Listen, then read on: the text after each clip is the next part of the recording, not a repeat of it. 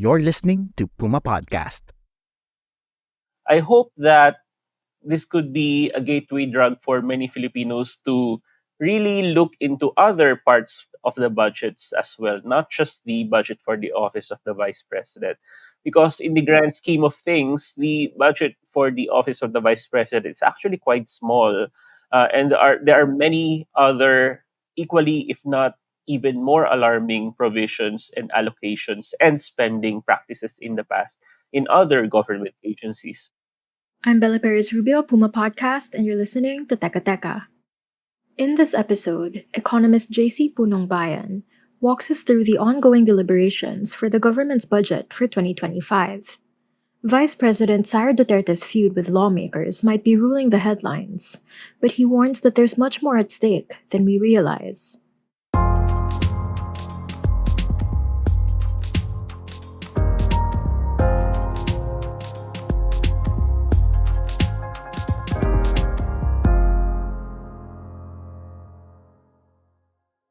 Well, so far, actually, the budget deliberations is quite heartening to hear that more and more legislators are really framing good questions in terms of the budget deliberations, and more people seem to be engaged as well, and that is evidenced from social media participation, etc.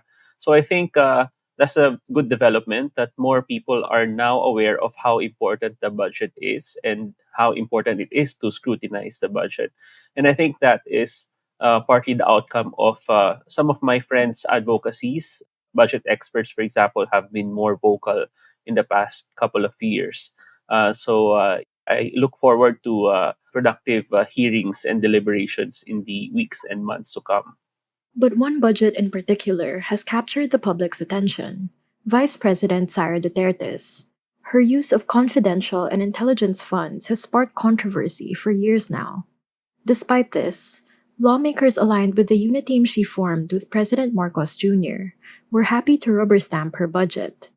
But this year, amid her feud with the president, she found them unwilling to look the other way. Nakakalungkot kasi nandito tayo lahat para tayo malinawan kung ano talaga yung nangyari, lalong-lalo na sa budget ng Vice President pagdating sa confidential fund and yung budget niya ngayong 2025. Kaya lang, hindi na rin ako magtatanong kasi alam ko, paulit-ulit din yung kanyang isasagot.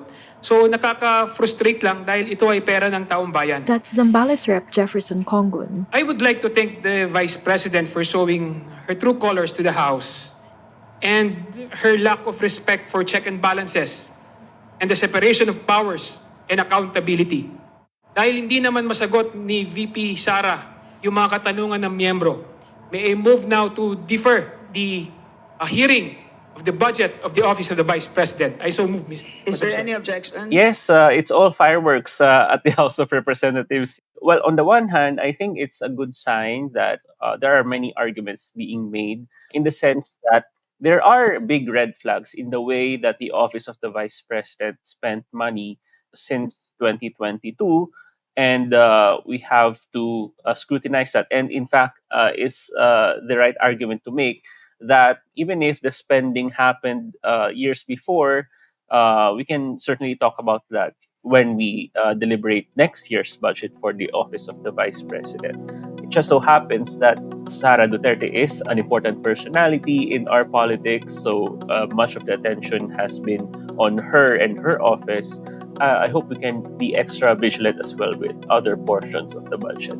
And I think we really have to look at how they used the unprogrammed appropriations last year, which is a very huge red flag because this is quite unprecedented. JC explains why the Marcos administration is sweeping government corporations for surplus funds and why we should be concerned after a quick break.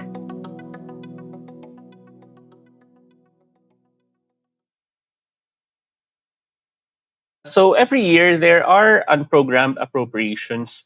Basically, these are items in the budget that the government cannot spend on unless they have surplus funds. So they have to make sure, for example, that they have excess revenues first, and then they can use those excess revenues And it's only then that they can use those excess revenues to fund these budget items in unprogrammed appropriations. However, what they did right now is to add a criteria or a loophole that allows them to tap into government corporation surpluses and use that for those unprogrammed appropriation items. And this has never been done before. I think in the past budget, for the 2023 budget, they were able to substantially increase unprogrammed appropriations. In previous years, both the Duterte and Marcos administrations saw their unprogrammed appropriations increased by their allies in Congress during private deliberations. The funds were ballooned by hundreds of billions of pesos. But I think it's the first time that we saw in the 2024 budget that they were able to insert that small provision. It seems small, but it has massive implications because now billions of pesos worth of funds have been transferred from PhilHealth to the Treasury. And in fact, in May, there's this another government corporation, the Philippine Deposit Insurance Corporation, that transferred even larger funds than PhilHealth. For PhilHealth specifically, I think they will transfer by next year about 90 billion pesos, close to 90 billion pesos. And that's huge. And of course, there are many reasons why we cannot just tap into the funds of these government corporations. In the case of PhilHealth, we need that money to expand the benefits for members of PhilHealth. So basically, everyone whose salaries are being deducted every month, they should be the ones benefiting from increased coverage of healthcare services when they get hospitalized, etc. So they should be the ones benefiting and not use that money for other purposes.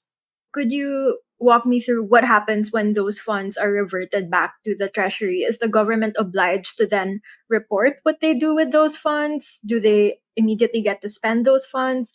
Or is it just concerning that they're back in the treasury even if they're unspent? The mere fact that they have been transferred to the treasury is already alarming. You can think of it as a slippery slope. If they can do that to PhilHealth and PDIC, then they can do that very well to other government corporations. What's to stop them from doing that to other corporations as well? So far, I haven't seen any report on how they have used those funds or if they have used those transfers already for specific items. But there's a very good reason why we don't just tap these funds arbitrarily or capriciously. PhilHealth, they need that money for expansion of benefits. PDIC, they need that money in the event of a failure in the banking system, and many other surpluses in government, corporations, and other financial institutions that you cannot just touch. That's not all, though. There's another reason to be concerned. When you look at the unprogrammed appropriations, much of that actually would redound to infrastructure projects at the local level. For example, local public works, multi-purpose buildings. And we very well know that the 2025 elections are coming up. And many politicians at the local level, incumbents, will be building all sorts of infrastructure projects. And now they can use the money transferred from these government corporations precisely for those projects. So we need to be quite vigilant and see exactly how they will use those transfers from government corporations. And of course, there is a prohibition on many of these projects in the run up to the 2025 elections. But I would expect that many politicians will pour money into these projects well before the ban, before the election ban. And you have to note as well that the authorization to spend these monies will stay with local governments. While it's both valuable and entertaining to follow the intense scrutiny of the Vice President's funds, JC reminds us that Duterte's budget is relatively small. In the meantime, the Marcos administration is making big moves that are concerning, but going largely unnoticed by the public. These moves will likely impact the quality of government services and upcoming elections. So I think that's one of the hallmarks of the budget process under the Marcos administration, the abuse of the budget system and the budget process for these questionable practices. And of course, the underlying context in all these is that these are taxpayers' funds that we are talking about. And at the end of the day, how these public funds are used will be set or directed by how well the budget is crafted.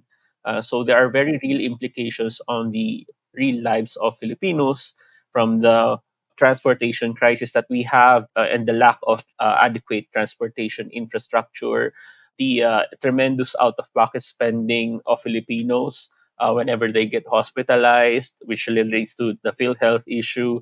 So all of these things have massive ramifications on Filipinos' everyday lives. That was today's episode of Teka Teka. Again, I'm Bella Perez Rubio. If you'd like to hear more from JC, we have an episode where he talks about his work as an economist and all the ways he tries to make it more accessible to the public. We'll leave a link for you in the show notes. Pidoy Blanco edited this episode. Our executive producer is Jill Caro, and our editor-in-chief is Carl Javier. Thanks for listening.